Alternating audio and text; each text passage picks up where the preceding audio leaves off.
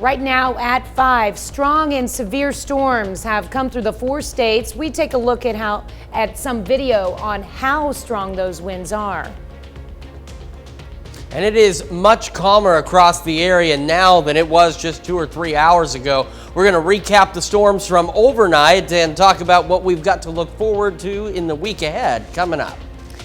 And Pittsburgh State University's Sigma chapter dresses up in their best outfits and puts on a pageant to help raise money for the Robbie Page Memorial. The 4 states' most watched news starts now. Good morning and welcome to the KOAM Morning News. It's 5 a.m. I'm Tanya Bach. I'm Chris Warner. So, myself and meteorologist Sam Lane were here through the overnight hours, tracking the storms as they rolled through.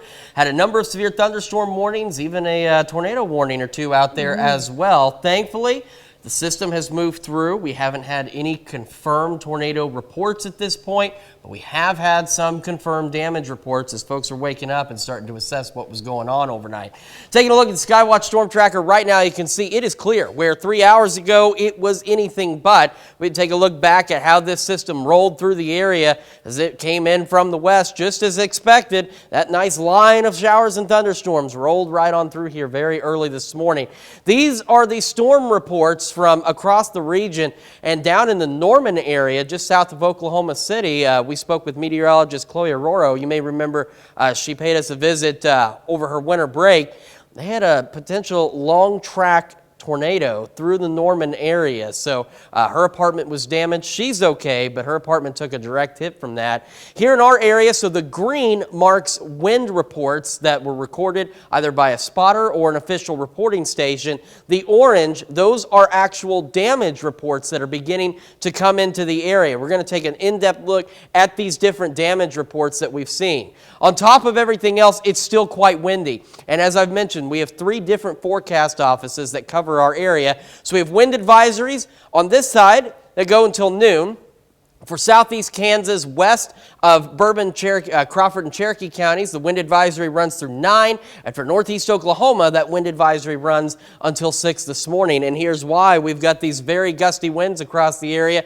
Right now, they're still pushing close to 50 miles an hour out there, and they won't start to calm down until we head into late this evening. So that's why we have those wind advisories across the region. MoDOT camera 32nd and range line, we're looking pretty good. We're going to take a quick look at our current conditions, and then later, we'll go more in depth into our forecast for today. 53 in Joplin, southwest breeze at 22, gusting to 41 out there. And as we look at temperatures across the area, 50 Iola, 53 Parsons, 54 Chetopa, Miami, 51 Neosho, and 52 in Carthage. As we get our day started, we will be sunny, we will be breezy, we will be windy, but temperatures warm up quite nicely as we get into the lower 50s toward the second half of our morning.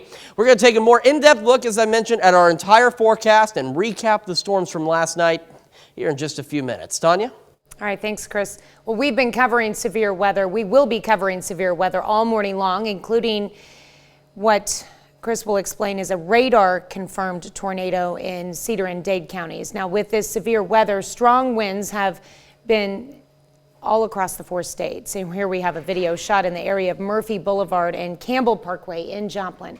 You can see the big flag in that area flying in the wind like crazy. And remember, stay with us throughout the morning as we continue to cover the severe weather and the damage from these storms as the reports come out. Well, with this severe weather, the Joplin School District is reminding people about community safe rooms available to the public in an emergency. Nearly every school in the district has a community safe room. Now, the only ones that do not are Dover Hill Elementary and Ease South and North Middle Schools. These safe rooms will automatically open in the event of a tornado warning or when tornado sirens are activated by the Joplin Emergency Management Director. And you can find more information about area shelters on our website at KOAMnewsnow.com. Well, don't forget, you can be the first to know about the day's weather with our KOAM Skywatch weather app. Get severe weather updates sent straight to your phone free of charge. It's available in the Apple App Store and the Google Play Store. The KOAM Skywatch weather app. U.S. Senator Roger Marshall of Kansas got a first-hand look at a high-tech farming technique. The senator toured leafy green farms in Pittsburgh on Friday. It's a hydroponic facility where plants are grown in nutrient-enriched water without soil.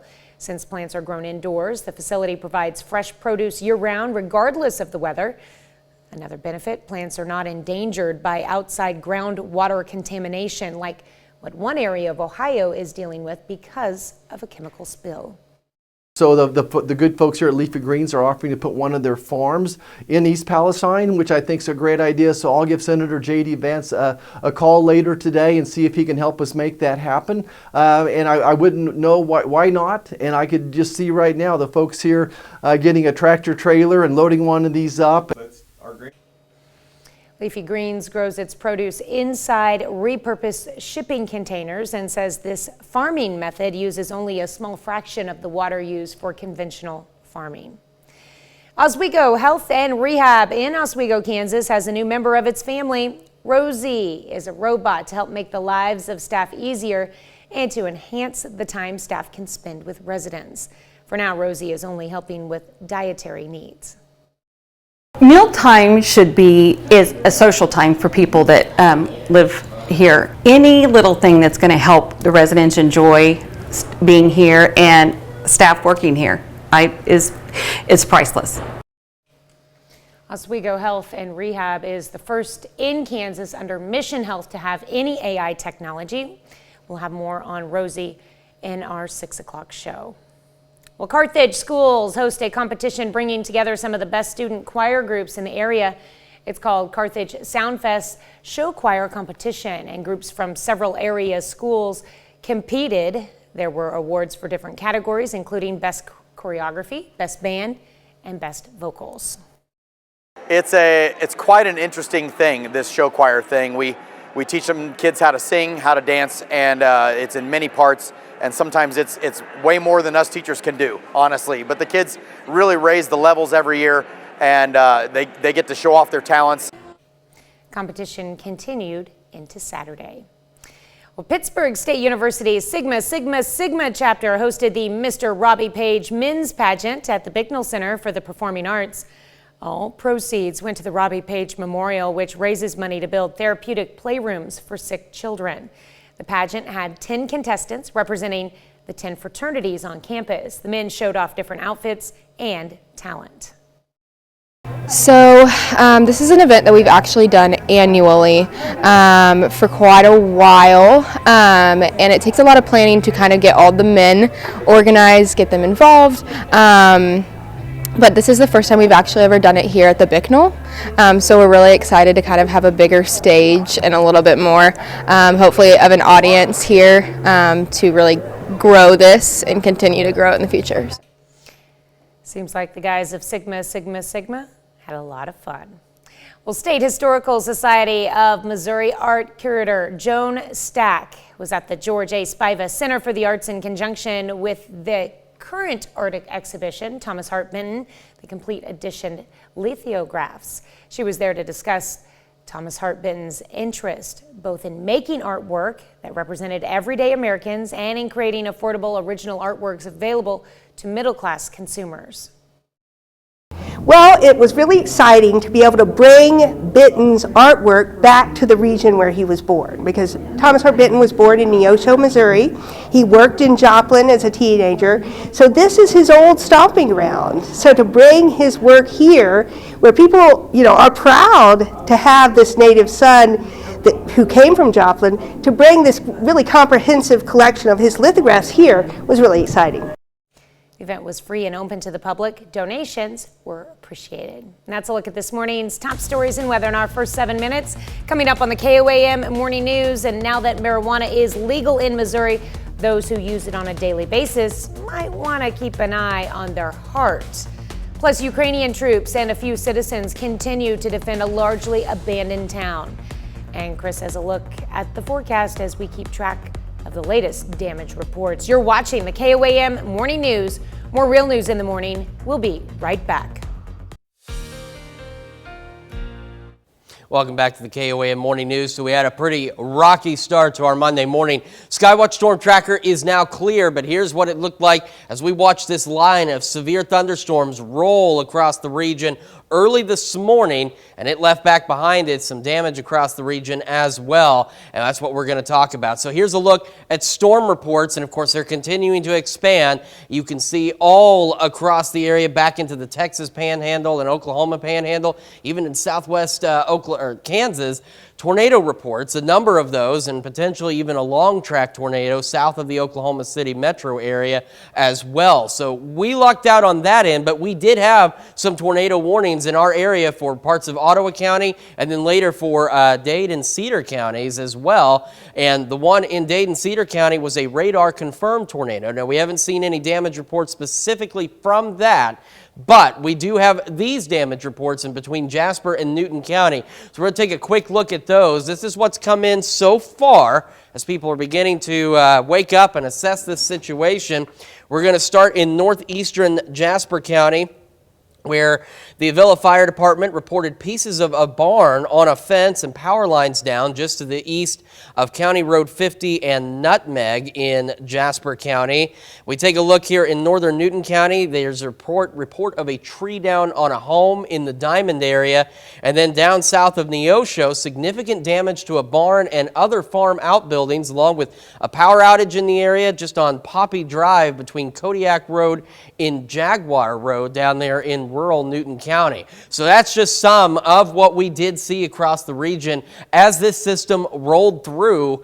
And the thing is we're done with that, but on the backside, we're still dealing with gusty winds. We have wind advisories, and as mentioned, there's 3 different offices that cover us. So Bourbon, Crawford, Cherokee County, Southwest Missouri, this wind advisory runs until noon. Northeast Oklahoma, it runs through 6 this morning, and for the rest of Southeast Kansas, it runs until 9 this morning. We're talking gusts this morning, 40 to 50, and we're looking at wind gusts 20 to 30 as the afternoon progresses. We're going to be back with a complete look at today's forecast and the week ahead when the KOAM Morning News returns. Welcome back to the KOAM Morning News. Live look at the MoDOT camera, 32nd and Range Line. Again, a much calmer scene now than what we saw earlier this morning. Let's talk about currents because we are still dealing with those gusty winds.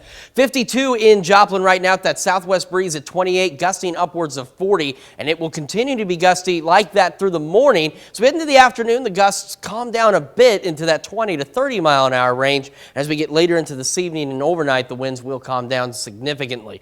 Pretty mild start for us though. 50 Iola, 54 Chetopa, Miami, 51 Neosho, and 52 in Carthage. As we get our day started, we're going to be sunny. We're going to be mostly clear. We're also going to be windy, but we're going to be warm. We're going to cool down a little bit more, and the temperatures should turn around and get right back to where they are now and back into the lower 50s by the second half of our morning. Looking at a high of about 64 degrees under these mostly clear skies across the area, and again, about 4 or 5 o'clock, those winds will start to calm down and not be nearly as gusty as they are now. As we head into tonight, a chilly night, but not bad. Clear skies, 43, calm winds, so looking much better. However, there are some things on the horizon we're keeping an eye on. As we go through the next couple of days, so we start our morning, not bad. We get into tomorrow afternoon, a few extra clouds out there, partly cloudy skies, but look at these highs as they continue to rebound. We go into Wednesday morning, got some mostly clear skies, not a bad overnight low yet again, and we're heading for a pretty decent day, but we'll have increasing clouds on Wednesday and another nice warm one. Then we get into Thursday morning. We got some showers out there, maybe a few rumbles of thunder as we head through Thursday. Not too bad, but take a look at this. As we head into early Friday morning, we're looking at the possibility of some snow across the region, and this could potentially be some accumulating snowfall as we head into Friday. But as you see on the backside, temperatures warm right back up again, and it could transition back to rain. But we are definitely keeping an eye on that for you, and it's kind of hard to believe, but I mean, if you've lived in the 4 states as long as I have, you're well aware we can get all 4 seasons within a matter of days, sometimes within a matter of hours. So not unusual, but unpleasant. Until then, though, not bad. Up to 66 tomorrow, 59 Wednesday, 53 Thursday with those evening showers, maybe that morning snow on Friday. Here's the deal, though. We get pretty cold Thursday night, down to 28, up to 35. But there's some good news beyond that. This doesn't last very long. We've got some cold days, some cool nights ahead of us after it, but we head into next week, more rain chances building. settled in, but temperatures return back into the 50s as we head into the start of next week and the middle of next week. And while we do have those additional rain chances, at least it's going to be back to mild after we may see, again, the possibility of some accumulating snow. We're going to continue to have more on the storms that rolled through overnight. I'm sure more reports will begin to come in. We'll have data, all the latest on that when the KOAM Morning News returns. Topping Health Watch this morning, new research shows consuming too little salt can be risky for people with heart failure. Researchers from Creighton University in Nevada analyzed the data of around 3,500 people with heart failure, conducting studies for 14 years. They found that participants who consumed less than 2.5 grams of salt a day were 80% more likely to die compared to those whose salt intake was higher. This does not mean there are not benefits to having a low sodium diet. However, researchers say people can control their sodium intake by adding more vegetables and fruits to their diet. Well, losing weight is hard, so hard that new findings show that most people end up gaining weight instead of losing it as intended. Researchers surveyed 2,000 adults who have tried to lose weight in the last 5 years. They found that close to 50% of the respondents ended up gaining more than 20 pounds. Analysts say health issues, social media, and even the work environment are some of the reasons participants find it harder to lose weight. Survey also found 73% of Americans find it hard to maintain a weight loss regimen consistently. Daily marijuana smokers may have an increased risk of heart disease. According to a study released by the American College of Cardiology, marijuana smokers are 34% more likely to develop coronary artery disease than those who have never used the substance. Researchers say the frequency of smoking marijuana was connected to a higher chance of heart disease. The study also found monthly cannabis use did not impact the risk. Exercising in the afternoon could lead to a longer life. A study published by Nature Communications Journal found people who exercised daily in the afternoon were less likely to die prematurely compared to those who worked out in the morning or at night. Researchers say any moderate to vigorous activity, such as a brisk walk, is a health beneficial at any time of the day. According to the study, men and the elderly benefited the most from exercising between 11 a.m. and 5 p.m. Well, a new study says catching COVID-19 could increase the risk of an autoimmune disease. Research, which has yet to be peer-reviewed, was posted on the preprint database MedRx4, says those who had COVID-19 had a 43% increase in developing an autoimmune disease in the future.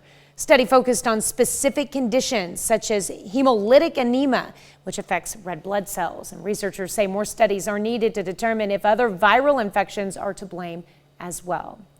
And college students who don't get enough sleep could be harming their GPA. A new study published in the proceeds of the National Academy of Sciences looked at 600 college students' sleep behavior. Researchers found less than 6 hours of sleep lowered GPA. For each hour of sleep lost, there was a 0.07 percentage cut in grades. It's recommended for teens to get 8 to 10 hours of sleep a night, since the brain links memories together in sleep. Interference with the whole process can cause loss of the day's information. We don't want that. Well, a rare brain condition has been linked to a Pfizer vaccine for RSV. That's according to the U.S. Federal Drug and Administration, which found that 2 people who received the RSV vaccine were later diagnosed with Guillain-Barré syndrome. The cases were confirmed in 2 adults in their 60s who were among 20,000 vaccine recipients in Pfizer's phase 3 clinical trial. One person's illness had completely resolved after 3 months. Another was improving after 6 months. There were no Guillain-Barré cases among people who did not receive the shot. That's a look at some of today's top health stories. You're watching the KOAM Morning News. And we've got ourselves a much calmer day across the area, as you can see on the MoDOT camera 32nd and range line. That was not the case this morning. We'll break down a recap of this morning's storms when we come back. Right now at 5:30, people in the 4 states put on their dancing shoes as the Western Twirlers Dance Club teaches folks how to square dance. We're much calmer now, but a very stormy start to our day. We'll talk about the storms that rolled through and take a look at our morning coming up. And schools around Kansas now benefit from a free supplemental instructional math program. The 4 states' most watched news starts now. Good morning and welcome to the KOAM Morning News. It's now 5:29. I'm Tanya Bach. I'm Chris Warner. So it's a long night in the KOAM Skywatch Weather Center as we tracked a number of severe storms across the area, including a couple of tornado warnings. One was radar confirmed, but the good news is we haven't seen any damage reports come out of either of those particular situations, but we have seen damage across the area. Now, right now, the Skywatch Storm Tracker is clear, which is a much different picture than what we saw this morning when it was very active. We can actually go back in time and look at this line of storms roll through the area. There were tornado warnings, severe thunderstorm warnings, watches out there, and this whole thing just rolled right on through as we expected it to do so. And here's what it's left behind. The brown circles here are wind damage reports, whereas the green ones are severe wind gust reports. And then take a look across parts of Oklahoma and even into southwestern Kansas, some tornado reports out there as well. So again, we've got wind reports. We've had wind gusts anywhere from roughly 58 miles an hour upwards of 65 miles an hour. And then these three brown wind icons, one in northeastern Jasper County and two in Newton County, are actual wind damage reports from the storms overnight. And we'll dive into those here in just a few minutes. Wind advisories, southwest Missouri and extreme southeast Kansas through noon. For the rest of southeast Kansas through 9 this morning. And for northeast Oklahoma, they run until 6. And you don't have to step outside to know why. You can hear that wind. Still blowing 40, 50 miles an hour this morning. It'll start to die down a bit in that 20 to 30 mile an hour range this afternoon. And by this evening, those winds really do start to calm down across the area, which will be nice. Again, looking much better on the MoDOT camera there. Quick check of our currents. We're sitting at 52 in Joplin, southwest breeze at 28, still gusting upwards of 40 miles an hour. A mild start for us across the area. We've got 50 Iola, 53 Parsons, 54 Miami, and 51 Neosho Carthage. And as we get our day started, we will be windy as the morning continues, but temperatures will stay nice as we'll hang out in the lower 50s for the first half of our morning. We'll talk more about our forecast and more on those thunderstorms overnight here in a few minutes. Tanya? All right, thanks, Chris. A new partnership between the Foundry at Block 22 and the Southeast Kansas Education Center at Greenbush is providing new STEM education opportunities to area schools. Well, STEM is science, technology, engineering, and mathematics. The partnership is taking those STEM students from area schools on field trips. Friday's field trip was to the Pittsco Idea Shop at the Foundry. Students had the opportunity to watch a science educator demonstrate how to code a Spiro robot. It's a great opportunity not only for creativeness, but students learn to read, problem solve, interact with each other on what they want their little robot to do and so forth. So it's a great opportunity. And one teacher said these field trips allow self-directed learning and soft skills like teamwork, but also provide her students with something they don't have access to at their school.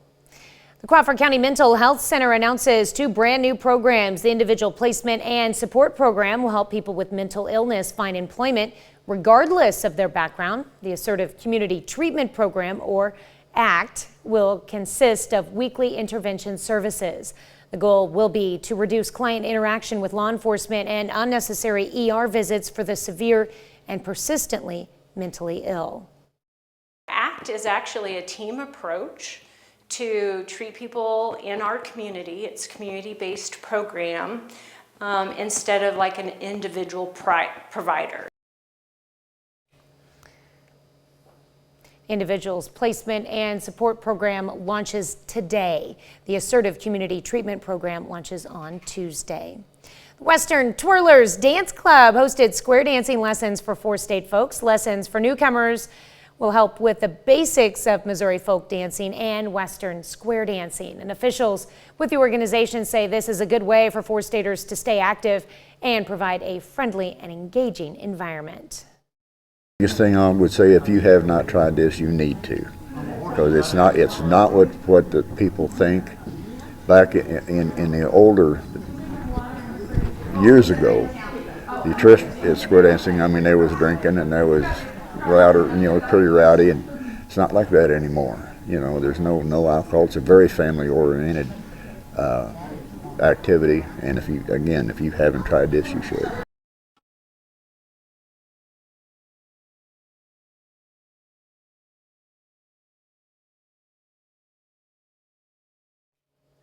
The Twirlers will be hosting a folk dancing class next Sunday, something I'd love to learn how to do. Well, schools around Kansas can now benefit from a free supplemental instructional math program. KOAM's Yana Tula talked with a local school district about the impact this new program can have. The Kansas State Department of Education announced about its contract with IXL Learning Program. Now, students around the state can improve their math skills online. The Galena School District is already using the program. Good thing about IXL, there's a diagnostic assessment that we give to our kids, and then based on the results of that assessment, the program identifies a specific learning plan for every individual student. So they're working on their grade level, at their skill level. Van Clave says the new state contract saves the district thousands of dollars. And it worked out good for us this time in our district that we're currently using a program that the state says is valuable to the point that they're going to pay for it for all schools in Kansas for the math portion. Middle school teachers use IXL's language arts program. Dan Dorr says his colleagues in middle school will probably start utilizing the math program more when it's free. IXL keeps coming up with different lessons and quizzes, and we can do group jams on it, and that allows us to really hit the standards and meet our curriculum needs. Van Clave says students can use the math program at home with iPads. So some kids like it, some kids don't.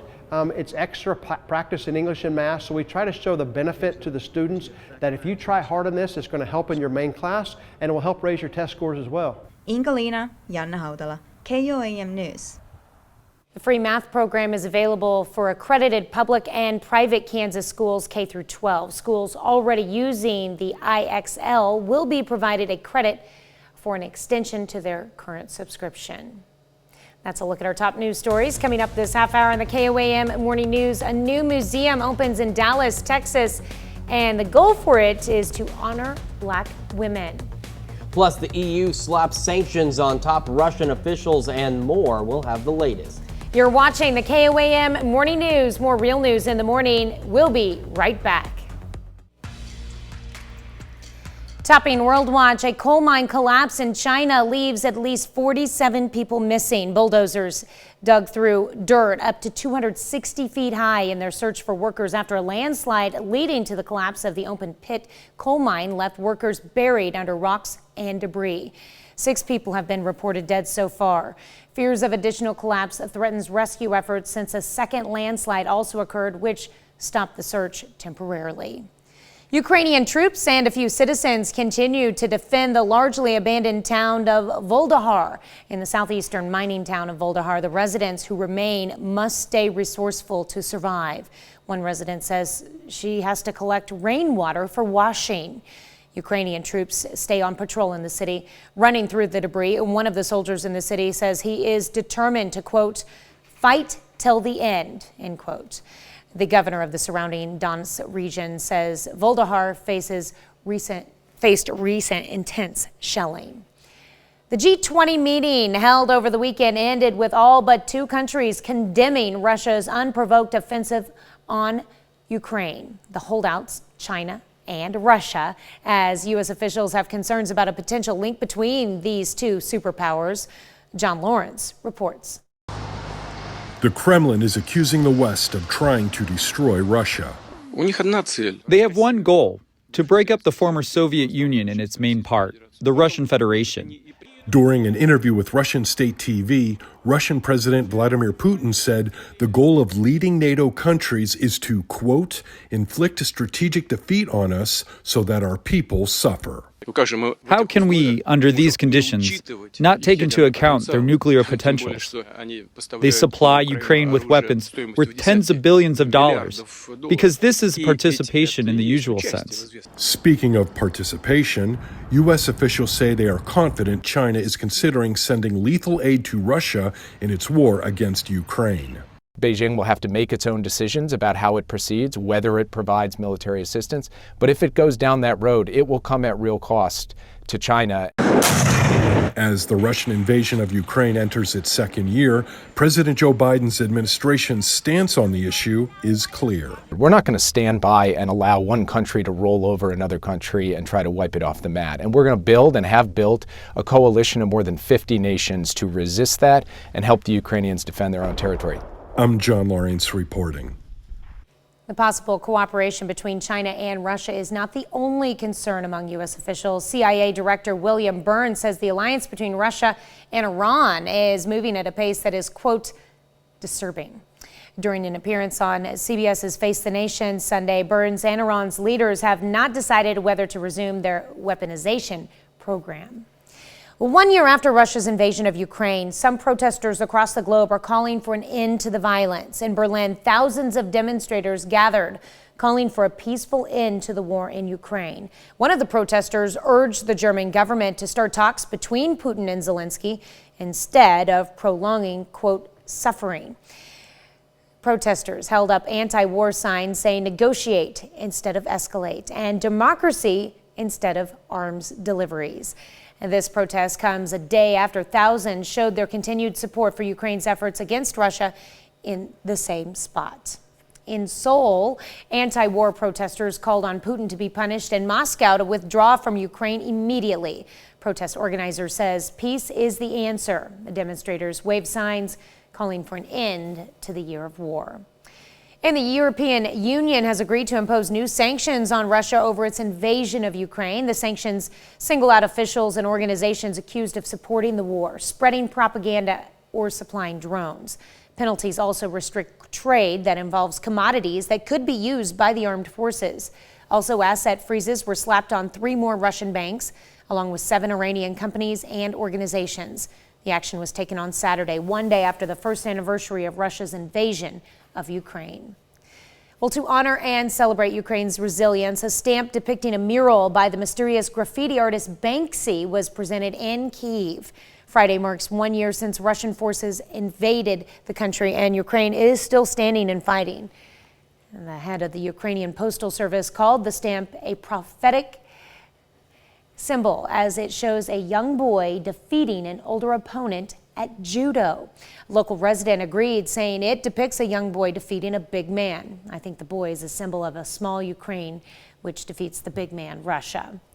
Well, in November, Banksy claimed ownership of 8 murals around Ukraine's capital city using bombed buildings as his canvas. Well, North Korean leader Kim Jong-un and his daughter have appeared at a groundbreaking ceremony for a new construction project. It's the 3rd new construction project in the suburbs of Pyongyang in 3 years. For decades, North Korean authorities have made spectacles of building new blocks of apartments in the country's capital. Completion of the projects is often timed to coincide with anniversaries connected to the Kim family or the Workers' Party. Images showed Kim and his daughter shoveling soil at the ceremony. Since late last year, Kim has frequently appeared at high-profile events with his daughter. Well, PETA says it's rescued more than 100 cats, dogs, and other pets from the devastating earthquake in Turkey. The nonprofit released footage of their crews finding the critters among the rubble and bringing them to safety. Many have been trapped in buildings or simply left behind during the tragedy. On February 6th, the magnitude 7.8 earthquake killed more than 47,000 people in Turkey and Syria. The road to rebuilding will be long. Turkish authorities say more than 170,000 buildings were severely damaged or collapsed. That's a look at some of your biggest headlines from around the world. We'll be right back. We are much calmer now than we were a couple of hours ago. Here's a look back at that line of storms. There's that low pressure system as it developed out to our west, rolled on through. Severe thunderstorm warnings came of this. Tornado warnings came out of this. Thankfully, in our area so far, no tornado damage reports. But these are the reports it's left behind. All the green are measured severe wind gusts. We've got tornado reports across a good portion of Oklahoma and even into southwest Kansas. And then here at home, again, the green wind icons are measured severe wind gusts of 58 miles an hour or greater. And then these orange ones here are actual damage reports, which we can take a quick look at here. Starting in northeastern Jasper County, where the Avila Fire Department reported some damage around that area. Pieces of a barn on a fence, power lines down, and this was just east of County Road 50 and Nutmeg in Jasper County. Northern Newton County, there was a tree down on a home reported in the Diamond area. And then in southern Newton County, significant damage to a barn and other farm outbuildings in the area on Poppy Drive between Kodiak and Jaguar Road. So those are just official storm reports or damage reports that have come in. We have heard of others. For example, there was a power pole that was taken out at 4th and Ozark in Joplin. And this was wind prior to the storms. And there have been other tree limbs and trees taken down across the area as well. Bourbon, Crawford, Cherokee County, southwest Missouri, wind advisory through noon. The rest of southeast Kansas until 9. And for northeast Oklahoma, that'll be expiring here in about 10 or 11 minutes. We're still dealing with those wind gusts this morning, anywhere from 30, 40, even upwards of 50 miles an hour. We head into the afternoon, they get into that 20 to 30 mile an hour range. And by the time we get into this evening, those wind gusts begin to calm down considerably. MoDOT camera, 32nd in range line. We're looking pretty good so far. Same from 7th in range line as well. We're at 52 in Joplin, southwest breeze at 28, gusting still upwards of 40 miles an hour out there. Mild start for us, though. 49 Yates Center, 54 Chetopa, Miami, 51 Neosho and Carthage. Our temperatures will fall back a little bit more into the upper 40s, and then as the sun comes out, even though we're still windy, temperatures will start to warm back up into the lower 50s by the latter half of our morning. We'll stay windy for the majority of the day. Again, around 4 or 5 o'clock, winds start to calm down. We're heading for a high of about 64 degrees today, though, so a beautiful day following the early morning storms. Down to 43 for our low, calmer winds, and we are looking at clear skies. Now, on the 7-day forecast, we're warm again tomorrow, up to 66.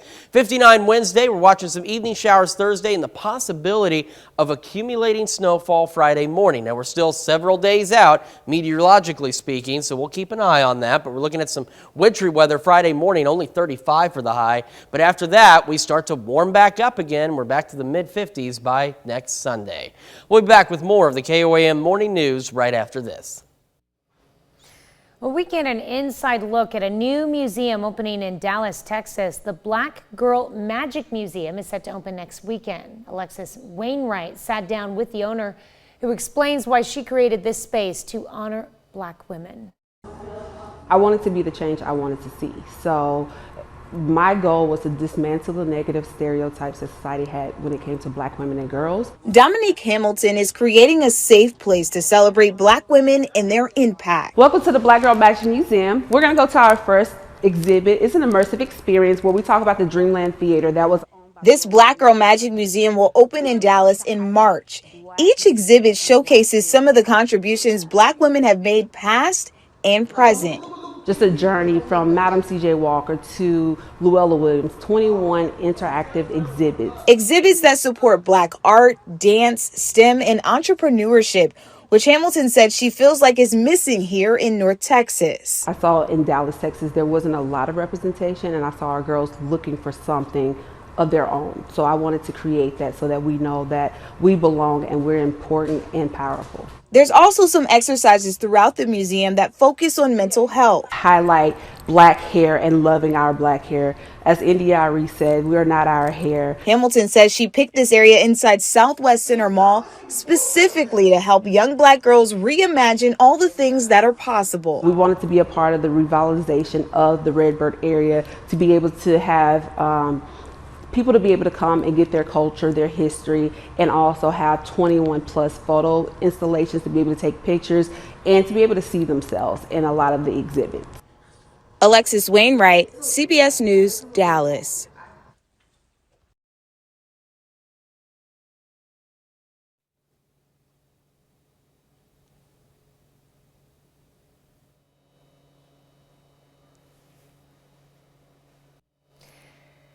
Well, sometimes humans aren't the only escape artists. Animals can too. Ben, the bear who lives at the St. Louis Zoo, briefly escapes his enclosure. It wasn't the first time this has happened. In fact, it was the third time in many weeks. Just taking a chill in the zoo. And in Virginia, a cat that has been missing for 9 years is now back with her owner. The owner says she spent years trying to find Piper after she escaped, but there was no trace of her. The owner eventually marked Piper as deceased with a microchip company. However, Henrico County animal officials say a resident called Tuesday about a stray cat that would not leave their porch. Once the cat was at a shelter, rescuers found the microchip and started doing some investigating. They were able to reach the owner with the great news. All right, let's take a look at what we've got going on today. We're going to be windy. We still are windy. Gusts pushing 40, even upwards of 50 miles an hour so far. As we go through the rest of the day, the wind gusts will eventually get to that 20 to 30 mile an hour range. And as we head into this evening, they'll calm down even more. So we're going to cool down just a wee bit back into the upper 40s, and then we'll see those temperatures turn around under mostly clear skies, get back in the lower 50s for the latter half of our morning, heading for highs in the lower to mid 60s across the region. Again, breezy up until about 4 or 5 o'clock this evening, then we'll see those winds calm down.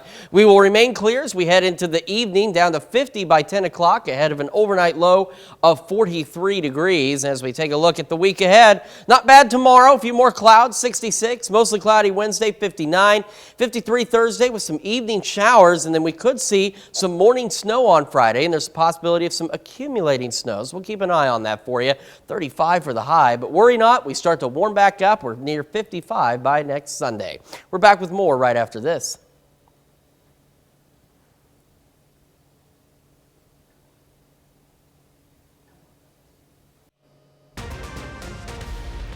Right now at 6, severe weather sweeps across the 4 states as well as in Texas. And this is those storms as they rolled through the area. Take a look at this line of severe thunderstorm warnings, even some tornado warnings. We're going to take a look back at the overnight storms and what our morning's looking like coming up. And Senator Roger Marshall pays a visit to Leafy Green Farms in Pittsburgh. The 4 states' most watched news starts now. Good morning and welcome to the KOAM Morning News. I'm Tanya Bach. I'm Chris Warner. It's about 6:07 on this Monday morning. I tell you, it's been a long morning. It's going to be a long day. Now, good. Sam Lane had his long day. He's gone home, and I'm here. So my long day is just underway. But that's the thing, is we are here to protect and to warn everyone about what's coming through the area, and boy did we get a system overnight. So right now the Skywatch Storm Tracker is clear, which is good, and it's going to remain that way for the next several days. Here's that recap again of those storms as they fired up out to our west and quickly raced off to the east. These storms moving anywhere 60, 70 miles an hour in some cases as they rolled through the area, bringing severe thunderstorm warnings and even a couple of tornado warnings, one in Ottawa County and another in Dade and Cedar counties. The Dade and Cedar County warning was actually radar confirmed tornado, but so far no damage reports from that. Same out of Ottawa County. We've had wind reports. So that was a look at all of the wind and damage reports. The brown wind icons here are actual damage reports, which we'll dive into those. But you can see northeastern Jasper County, northern Newton County, and down into southern Newton County, some actual damage reports. All right, real quick. Bourbon, Crawford, Cherokee counties, and southwest Missouri, wind advisory through noon. The rest of southeast Kansas through 9 a.m. And this wind advisory in northeast Oklahoma should have expired. We'll take a look at that and see if it's been extended. Here's why, though. The wind gusts anywhere 40, 50 miles an hour this morning, eventually making it down to 20 to 30 miles an hour this afternoon. And by the time we head in this evening, those winds will be much calmer. MoDOT camera, 32nd in range line, looking pretty good. Same at 7th in range line as well. 52 in Joplin, southwest breeze at 24, gusting to 38 still, so still quite breezy out there. We got 50 in Iola, 54 Chinook, Parsons, Chetopa, Miami, 53 Neosho, and 51 in Carthage. And as we get our day started, we're going to hold on to those windy conditions where we mostly clear, plentiful sunshine out there, and temperatures will drop off a bit this morning, then warm right back up and hang out in the lower 50s for the latter half of our morning. We'll take another look at your full forecast and recap some of those damage reports here in just a few minutes. Don? All right, thanks, Chris. Well, we've been covering severe weather all morning, including a radar-confirmed tornado in Cedar and Dade counties. And with this severe weather, strong winds have been going across the 4 states. Here we have a video shot in the area of Murphy Boulevard and Campbell Parkway in Joplin. You can see the big flag in that area flying like flying in the wind like crazy. You can kind of make it out in the dark. Well, remember, stay with us throughout the morning as we continue to cover the severe weather and the damage from these storms as the reports come out. With this severe weather, the Joplin School District is reminding people about community safe rooms available to the public in an emergency. Nearly every school in the district has a community safe room. The only ones that don't are Dover Hill Elementary and Ease South and North Middle Schools. And these safe rooms will automatically open in the event of a tornado warning or when tornado sirens are activated by the Joplin Emergency Management Director. And you can find more information about area shelters on our website at KOAMnewsnow.com. Millions of Americans remain under threat as a severe storm system makes its way across the country. In Oklahoma, Texas, and Kansas, strong winds and tornadoes caused extensive damage, while out in California, heavy rain and rare snow impacted roads and triggered dangerous mudslides. Jared Hill has more. Multiple tornadoes hit the southern plains, including Norman, Oklahoma, where a twister flipped over vehicles and damaged homes. She waited for me to come get her. CBS Oklahoma affiliate KWTV spoke to this woman who described the frightening moments before she gathered her 4 kids together inside a bathroom for cover. We heard 2 large thumps, and then the moment we heard that, my daughter covered her head and her back window busted out behind her head. The severe storm system making its way east caused blindingly heavy rain and lightning in Oklahoma and intense hail in Texas. Holy cow. This huge cloud was filmed in Kansas. The tree just fell over on top of some of these cars right here. In California, the cleanup is underway after the same weather system brought strong winds that snapped trees and heavy rain that flooded the freeway and triggered rock slides. Residents in this Los Angeles County neighborhood were evacuated after a mudslide damaged homes. There's my house, my cars. Other communities in Southern California, especially near the mountains, saw historic snowfall, leading to a rare snow day. That was good. That was amazing. A weaker storm system still threatens to drop more rain and snow in parts of California through the mid part of the week. Jared Hill, CBS News. Parts of the Northeast are also bracing for winter storms and snow expected to start sometime today. Well, don't forget, you can be the first to know about the day's weather with the KOAM Skywatch weather app. You can get severe weather updates sent straight to your phone free of charge. It's available in the Apple App Store and the Google Play Store. The KOAM Skywatch weather app. U.S. Senator Roger Marshall of Kansas gets a first-hand look at a high-tech farming technique. The senator toured Leafy Green Farms in Pittsburgh on Friday. It's a hydroponic facility where plants are grown in nutrient-enriched water without the need for soil. Since plants are grown indoors, the facility can help provide fresh produce year-round regardless of the weather. So I've always believed that food is medicine, and I believe that this is an opportunity. Leafy Farms is another example of making food that is truly healthy and good medicine as well. Leafy Greens shows its produce inside repurposed shipping containers and says this farming method uses only a small fraction of the water used for conventional farming.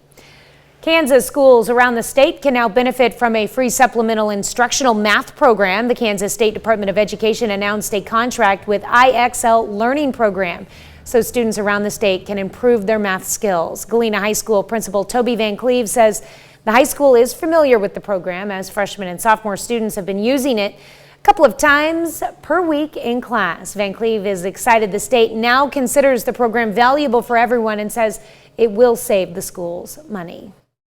Good thing about IXL, there's a diagnostic assessment that we give to our kids, and then based on the results of that assessment, the program identifies a specific learning plan for every individual student. So they're working on their grade level, at their skill level, for the freshmen and sophomores here at the high school. The free math program is available for accredited public and private Kansas schools. K through 12 schools already using IXL will be provided a credit for an extension to their current subscription. Well, a new partnership between the Foundry at Block 22 and the Southeast Kansas Education Center at Greenbush provides new STEM education opportunities to area schools. STEM is science, technology, engineering, and mathematics. Partnership taking those STEM students from area schools on field trips. Friday's field trip was to the Pittsco Idea Shop at the Foundry. Students had the opportunity to watch a science educator demonstrate how to code a Spiro robot. I hope the class takes away that learning can be fun. It can be fun, engaging, exciting, but you're also learning skills that you will use in your everyday life. One teacher said these field trips allow self-directed learning and soft skills like teamwork, but also provide her students with something they don't have access to at their school. Crawford County Mental Health Center announces 2 brand new programs. The Assertive Community Treatment Program will consist of concentrated weekly wraparound intervention services with the goal to reduce client interaction with law enforcement and unnecessary ER visits for the severe and persistently mentally ill. Individual placement and support program will help people with mental illness achieve competitive and integrated employment of their choosing, regardless of their background. Individualized placement and support program, which is a employment program for our clients who have mental illness or substance use disorders. And the goal is to get them employed in competitive integrated employment in the community. Individuals Placements and Support Program launches today. The Assertive Community Treatment Program launches on Tuesday. That's a look at this morning's top stories and weather in our first 7 minutes. Coming up on the KOAM Morning News, concerns mount over the health of residents in Ohio as the fallout from the derailment of the toxic train continues. Plus, a new study highlights the dangers of food insecurity. And we've had our eye on the storms all night. Chris has the latest storm damage reports across the 4 states. You're watching the KOAM Morning News. More real news in the morning. We'll be right back. Topping Nation Watch this morning, health concerns and fear lingers among residents in East Palestine, Ohio, following the toxic train derailment more than 3 weeks ago. And now federal teams are conducting health surveys in the area ordered by President Joe Biden, who is also responding to criticism about him not visiting the crash site. Isabel Rosales has the latest. The cleanup and removal of contaminated soil continues from the site of the train derailment in East Palestine, Ohio from February 3rd. The U.S. Environmental Agency is assuring residents that all the toxic waste will be disposed of in a, quote, safe and lawful manner at EPA-certified facilities. One thing that's been made clear to me is that everyone wants this contamination gone from the community. They don't want the worry and they don't want the smell. A White House official says members of the Federal Emergency Management Agency, EPA, and the CDC began distributing informational flyers and conducting health surveys over the weekend. According to the official, their goal is to reach 400 homes by Monday. What we need to come to grips with is the idea that more safety metrics, more rules and regulations, and perhaps some laws, and need to be passed quickly. Last week, the National Transportation Safety Board released its preliminary report on the investigation. It concluded that the wreck was 100% preventable. Meanwhile, President Joe Biden currently has no plans to visit Ohio. On Friday, he defended his administration's response to the crisis. I had a long meeting with my team and what they're doing. You know, we were there 2 hours after the train went down, 2 hours.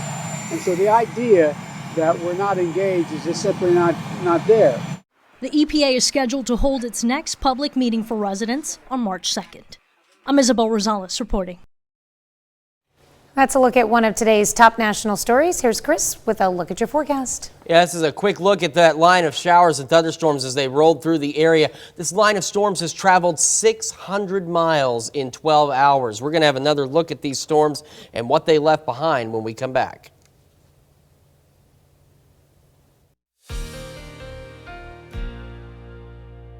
Welcome back to the KOAM Morning News. Once again, a look at this line of severe thunderstorms as it raced off to the east and moved into our area early this morning. And I was just checking the measurement on this. This line, as I mentioned a moment ago, has moved almost 600 miles in just 12 hours. And in that 600 miles, this is what it has left behind. A number of severe wind reports, some hail, and even tornado reports across portions of Oklahoma and even into southwest Kansas. On the local level, it left behind these green dots, which are severe wind reports, and then the brown dots here, these orange dots, are wind damage reports. There's damage reported in northeastern Jasper County, northern Newton County, and southern Newton County as well. We're talking trees down. We're talking a barn that was heavily damaged in northeast Jasper County, and a barn and several other buildings destroyed or significantly damaged down in southern Newton County. Now we're also dealing with wind on the backside of this. We've got Bourbon, Crawford, Cherokee counties in southeast Kansas and the rest of southwest Missouri. Wind advisory through noon. As we look into southeast Kansas, this wind advisory is until 9 a.m.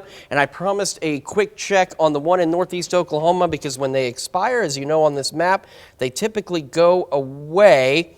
And so that one now has been extended in northeast Oklahoma until 10 o'clock this morning, and that is simply because we are going to continue to see very gusty winds. We're still looking at wind gusts this morning upwards of 40 to 50 miles an hour. They'll start to calm down this afternoon in a 20 to 30 mile an hour range. And by the time we start to get into the evening, you can see that the winds really do start to calm down, which is going to be much needed out there. MoDOT camera, 32nd in range line. We're looking good so far there. 7th in range line. Neat shot of these clouds on the backside of this as they start to roll out of here. 52 in Joplin, south-southwest breeze at 24, gusting to 38 still out there. Across the area, 50 in Iola, 54 Parsons, Chetopa, Miami, 51 Neosho, Carthage, Lamar, and Nevada as we get our day started. We're going to see temperatures for some of us sink back into the upper 40s, and then we'll get back to and hang out in the lower 50s for the first half of our morning. We're going to stay breezy, but we're going to have plentiful sunshine out there. We're looking at mostly clear skies today. We'll eventually make it to a high of about 64 degrees, and then again by about 4 or 5 o'clock, those winds will begin to calm down. As we head into this evening, nice evening, calm winds, clear skies, down to 50 by 10 o'clock ahead of an overnight low of 43. But there's some changes on the way. As if this wasn't enough, there's more on the way. So we've got our pretty decent day today and tonight. And then tomorrow, a few more clouds start to build in, especially in the evening, but another nice day and not a bad evening ahead of us. And then we head into Wednesday. We'll have mostly cloudy skies with more clouds increasing. And then by Thursday morning, we see some showers out there trying to move into the area, maybe even a rumble of thunder or two by Thursday afternoon and evening. And then take a look to our northwest. This starts to roll our way. We're looking at the possibility of some snow across the area, and we're looking at the possibility of some accumulating snowfall out of this. We're still several days away, but we'll keep you updated and keep an eye on that system. On the backside of it, even within the same day, though, temperatures will start to warm up again, and then that'll transition back to rainfall across the area. And as we head into the weekend, well, any snow we get doesn't have a long life ahead of it because it's going to start to warm up. Up to 66 tomorrow, 59 on Wednesday, 53 on Thursday. Those evening showers, morning snow Friday. We get cold Thursday night, back down to 28. Up to 35 on Friday. Whopping 35, down to 24. But as you see, we head into the weekend, temperatures rise yet again, and we'll hang out in the 50s as we kick off the next work week with some evening showers Monday, maybe some additional showers Tuesday and Wednesday of next week. We're back with more of the KOAM Morning News right after this. Topping Health Watch this morning, another study in the Journal of the American Heart Association highlights the dangers of food insecurity. Researchers found lack of access to healthy food is linked to high blood pressure for some Black and Hispanic women of childbearing age, which puts them at risk of pregnancy complications. And that's a look at one of today's top health stories. You're watching the KOAM Morning News. We've got an absolutely gorgeous sunrise out there as the trailing clouds from this morning's storms roll on out of here. But take a look at the trees still waving back and forth. We're still dealing with gusty winds on the backside of this system. We'll talk about last night's storms and the day ahead when the KOAM Morning News returns. Right now at 6:30, Carthage schools host a choir competition for local 4-state students. Take a look at this gorgeous sunrise following a rumbling night with severe thunderstorms across the area. Still gusty winds. We're going to talk about all of that coming up.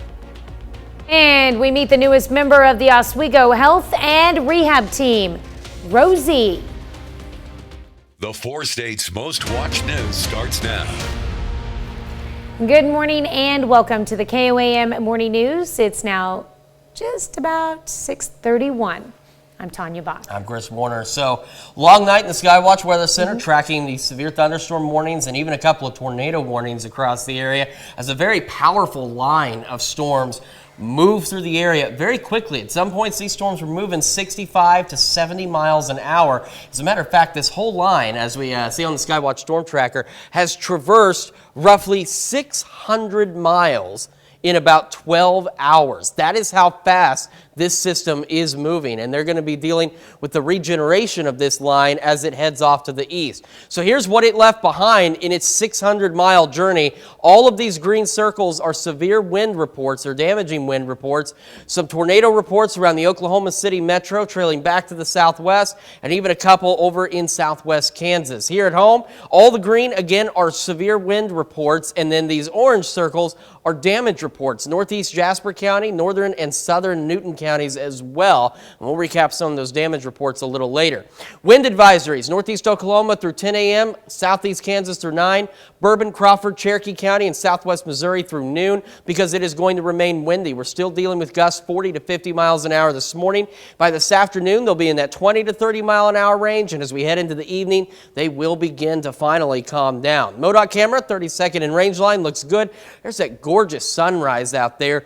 52 in Joplin, southwest breeze at 24, gusting to 38 still. Quick look at temperatures as we start our day. 50 Iola, 54 Parsons, Chautauqua, Miami, 51 Neosho, Carthage, Lamar, and Nevada.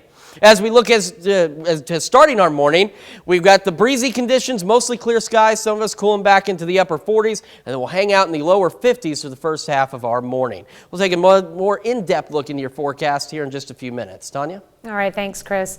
Carthage schools host a competition bringing together some of the best student choir groups in the area. It's called Carthage Soundfest Show Choir Competition, and groups from several area schools competed.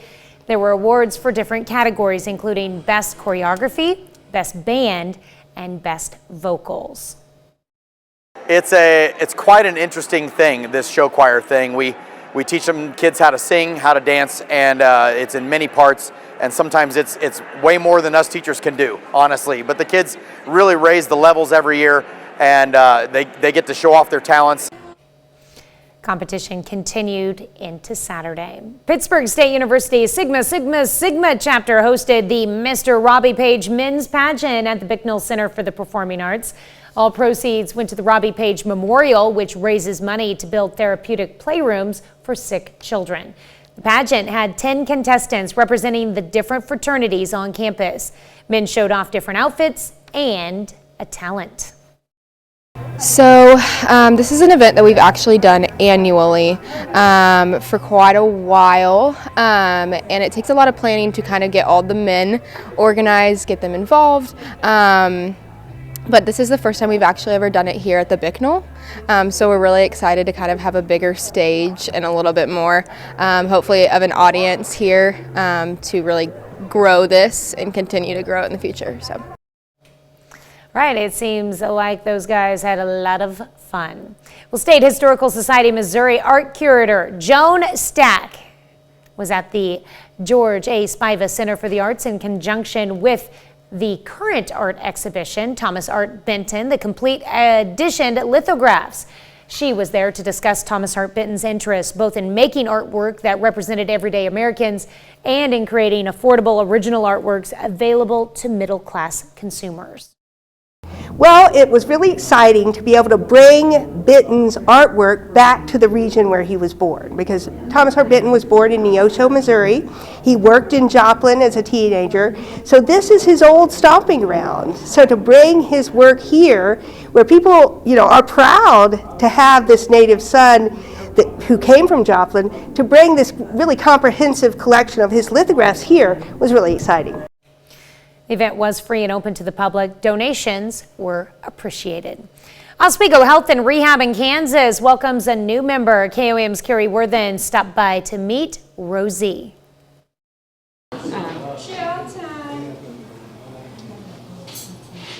You have got to see this. This robot is bringing me my food. Enjoy. Oswego Health and Rehab in Oswego, Kansas has a new member of their team.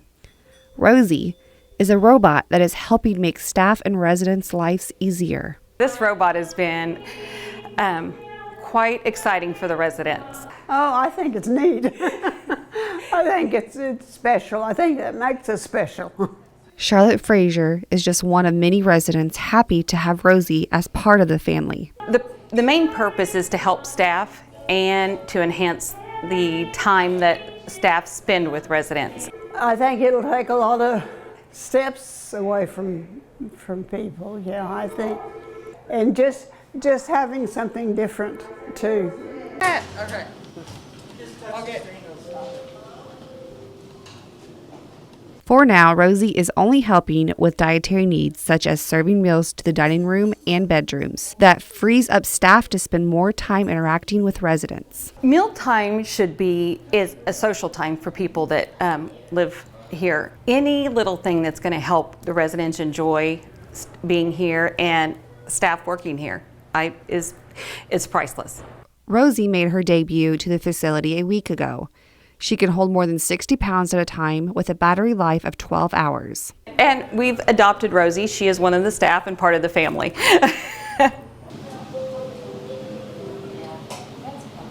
In Oswego, Carrie Worthen, KOAM News. Oswego Health and Rehab is the first in Kansas under Mission Health to have any AI technology. Pretty cool food cart there. That's a look at our top news stories coming up this half hour on the KOAM Morning News. More than 1 million 3-wick candles are recalled due to a potential fire hazard. And we are continuing to track the clearing skies now behind that stormy start. Take a look at your latest forecast when the KOAM Morning News returns. And Consumer Watch this morning, Black History Month comes to a close, a program in Maryland is doing its part to keep farming culture alive in minority communities.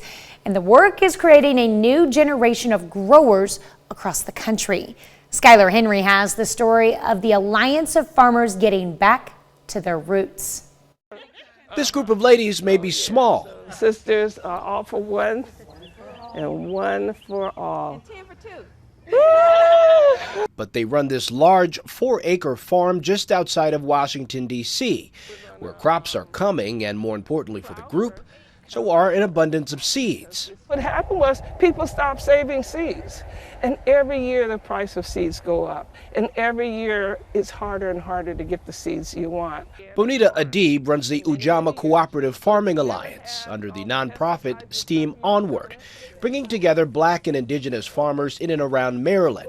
And the initiative has gained national recognition. We love watermelon, we love okra, we love sorghum, all those things that are important to our ancestors. That's what we love, and that's what we grow. Across the nation, less than 1% of farms are Black-owned, which limits minorities' access to the $15 billion seed-growing industry. Adib rolled up her sleeves once she and her team recognized the need to promote minority representation in the agriculture space. They also address what she says is a lack of access to natural, unfertilized food. Ujama's progress is growing dividends. Their online seed catalog doubled in the last year and contains just about every seed you can think of, from squash to corn to quinoa. It's all there. The work is building a network of farmers with a range of experience. What's your biggest takeaway from doing this work? It's a sense of community, sense of seeing how others are working in their community, and there are thousands and thousands of us out there. And the only way we can beat any type of obstacle is to work together and work through it. Bridging a gap of culture and connecting a new generation of growers. Skylar Henry, CBS News, Upper Marlboro, Maryland. Ujamaa Seeds just launched its second online catalog, and just last year the group had nearly 1,000 seed orders across the country. It says they're committed to continuing to provide increased opportunities for underrepresented growers and communities. Union Pacific CEO Lance Fritz announced yesterday he will step down, saying now is the right time and vowing to help the board find a new CEO this year. Hedge fund with over $1 billion stake in the company sent a letter calling for Fritz to be replaced. Union Pacific recently made headlines after one of its trains carrying coal derailed in Nebraska last week. The 4-day Mobile World Congress, or MWC conference, kicks off today in Barcelona. It's a gathering of some of the world's top mobile technology developers, and it's where Lenovo is unveiling its rollable laptop and Motorola phone. With the touch of a button, the screens on the PC and the phone expand. The company says the products are just a concept right now, but they point to the future. And an important consumer warning, more than 1 million 3-wick candles from Walmart's exclusive Mainstays brand have been recalled due to a potential fire hazard. The Consumer Product Safety Commission says several 14-ounce Halloween and autumn-themed candles have wicks that can burn too close to the glass container, causing them to possibly shatter and cause fires or injuries.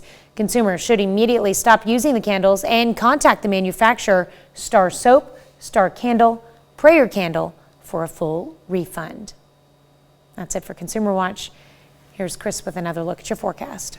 Yeah, we had a very rocky start to our Monday for us. We've got the storms finally making their way out of here, and we will take a look at our forecast for the day ahead, which does include some gusty winds. But first, it's Monday. It may not be your favorite day of the week, but we get to celebrate some birthdays and anniversaries to help make it a little bit better. But before we do that, we're going to head over to New York to see what's coming up on CBS Mornings. I'm Tony DeCopel. Coming up on CBS Mornings, the 4-day work week. It's growing in popularity worldwide. Here's the question: could it work for companies here in the U.S.? That's coming up on CBS Mornings. All right, time for some Monday birthdays, and we're going to begin in Sheldon with Colton Stacy celebrating the big number 1. Happy birthday, Colton. And Allie Frazier celebrating 7 strong this year in Carterville, Missouri. Happy birthday, Allie. Down in Knoll, we've got Kelsey Pickle celebrating birthday number 9 with lots of love from the family. Happy birthday. All right, Hayden Long turning 11 years old this year, equipped with the blue tongue and all. Hayden is celebrating with love from Dad, Cassie, and your sisters in Webb City. All right, we've also got Briley Rankin celebrating birthday number 12. Happy birthday, Briley. Happy birthday, Briley. And a happy birthday going out to Caleb Merrick, who's now 14 years old. Caleb is in Mound Valley, Kansas. And Brandy McDaniel celebrating number 44 in Carl Junction. Happy birthday, Brandy. Charla King celebrating a birthday in Columbus. It says here she's a wife and mother of 5. Wow. Karen Thomas celebrating number 60 over in Pittsburgh. Happy birthday, Karen. And Maggie Mooney in Columbus. And Maggie's not only celebrating a birthday, but this year is her 50th year of teaching. We thank you so much, That is Mrs. incredible. Mooney. Thank you for shaping countless lives at this point. We've also got Robert Herlocker celebrating birthday number 77 in Farlington, Kansas. He's a Girard class of 64, and happy birthday from Luis and Sandy. All right. Mike and Linda Decker are celebrating a birthday in Pittsburgh. Not a birthday, I'm sorry, an anniversary. Happy anniversary to the Deckers. So don't feel bad. Don't feel Yeah. bad. And then this guy, I've worked with him on the weekends for a while, and now he gets to bother me on the mornings. It's Gary Cisco, one of our many technical media operators, celebrating a birthday today. Happy birthday, Gary. Happy birthday, Gary. And birthday wishes going out to Madison Haggerty in Pittsburgh. Hope you have a wonderful day. And we've got Mary Lou Wilson in Chanute celebrating birthday number 96. Happy birthday to you.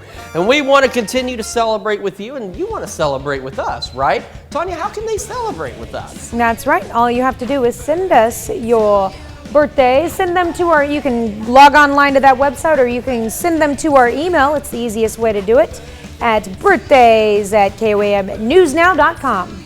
And of course, while you're on our website, you can sign up for the KOAM Birthday Club. It's easy to do, and you get great deals from local businesses. All you need to do is go to KOAMnewsnow.com and sign up for the KOAM Birthday Club today. All right, we're going to take a quick recap here.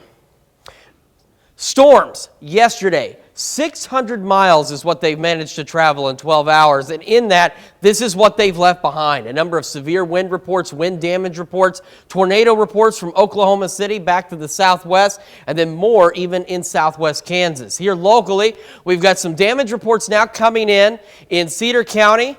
And we've got damage reports also in Jasper and Newton counties. A quick recap on those, what we've seen so far, starting in northeast Jasper County, where the Avila Fire Department reported pieces of a barn on a fence and power lines down just to the east of County Road 50 and Nutmeg in Jasper County. Northern Newton County, there was a tree reported down on a home in the Diamond area, and down in the southern portion of Newton County, significant damage to a barn and other farm outbuildings, along with a power outage to the area on Poppy Drive between Kodiak Road and Jaguar Road in rural Newton County. We still have a little over, I just took a look at these numbers, I apologize, but I want to say it's a little over 2,000 folks that Liberty is reporting. Yeah, 2,600 folks that Liberty is reporting without power in the southwest Missouri area. The good news is Evergy, not as many outages that they're reporting, but still reporting some. In Liberty's area, at Carl Junction, 902 folks without power is one of their biggest. Their second biggest is in Jasper, where they're dealing with 742 customers without power. So be patient, give the crews time to get out there, make assessments, and get power restored. Wind advisories, Bourbon, Crawford, Cherokee counties, and southwest Missouri as well until noon.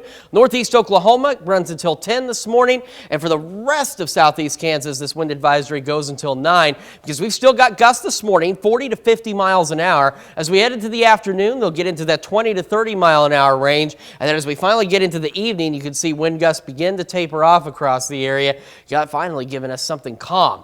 MoDOT camera, 32nd and range line, looking good so far, looking good at 7th and range line as well. 52 in Joplin, southwest breeze at 24, gusting to 38. Across the region, it looks like this. 50 Iola, 54 Parsons, Chatopa, Miami, and Chanute. 51 Neosho, Carthage, Lamar, and Nevada, and 53 in Anderson. So we get our day started. Some of us are going to fall back into the upper 40s, and we'll get right back to the lower 50s. Mostly clear skies, but breezy. Heading into the afternoon, still breezy, but take out that temperature up to 64 for our high today. Winds calming down later. And as we head into the evening, calm winds, clear skies, 50 by 10 o'clock and 43 for our overnight low. As we look ahead, another warm day for us tomorrow. A few more clouds, 66, 59 on Wednesday, 53 Thursday. Some evening showers, maybe some accumulating morning snow Friday. We're keeping an eye on that for you.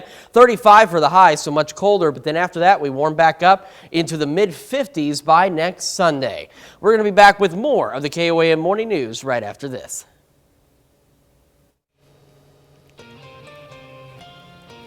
Here's a check of today's top headlines, the news you need to know before you head out the door. Kansas schools around the state can now benefit from a free supplemental instructional math program. The Kansas State Department of Education announced a contract with IXL Learning Program so students around the state can improve their math skills. Galena High School Principal Toby Van Cleve says the high school is familiar with the program, as freshmen and sophomore students have been using it a couple of times per week in class. Van Cleve is excited. The state now considers the program valuable for everyone and says it will save the schools money. U.S. Senator Roger Marshall of Kansas gets a first-hand look at a high-tech farming technique. The senator toured Leafy Green Farms in Pittsburgh last Friday. It's a hydroponic facility where plants are grown in nutrient-enriched water without the need for soil. Since plants are grown indoors, the facility can help provide fresh produce year-round, regardless of weather. And the Crawford County Mental Health Center announced 2 brand new programs. The Individual Placement and Support Program will help people with mental illness find employment, regardless of their background. The Assertive Community Treatment Program, or ACT, will consist of weekly intervention services. The goal will be to reduce client interaction with law enforcement and unnecessary ER visits for the severe and persistently mentally ill. Well, Pittsburgh State University's Sigma chapter hosted the Mr. Robbie Page Men's Pageant at the Bicknell Center for the Performing Arts. All proceeds went to the Robbie Page Memorial, which raises money to build therapeutic playrooms for sick children. The pageant had 10 contestants representing different fraternities on campus. Men showed off different outfits and a talent. That's a check of today's top headlines, the news you need to know before you head out the door. Wind advisories for the majority of us through the morning hours, through at least noon, as we'll see gusts of 40 to 50 this morning, 20 to 30 this afternoon. Otherwise, mostly clear skies, 64 for the high. Winds calm down this evening, down to 43 for our low under mostly clear skies. Another warm one tomorrow as we make it up to 66, 59 Wednesday, evening showers Thursday, maybe some snow Friday morning, only 35, and then we warm back up heading into the upcoming weekend. All right, well, coming up today at noon, we're making Italian hoagie stromboli in the Mr. Food Test Kitchen. All right, and your morning news continues on KOAM with CBS Mornings. Coming up, Changing the Game, the series. Meet a pastry chef carving her own path in the dessert industry and why she says blondies are better than brownies.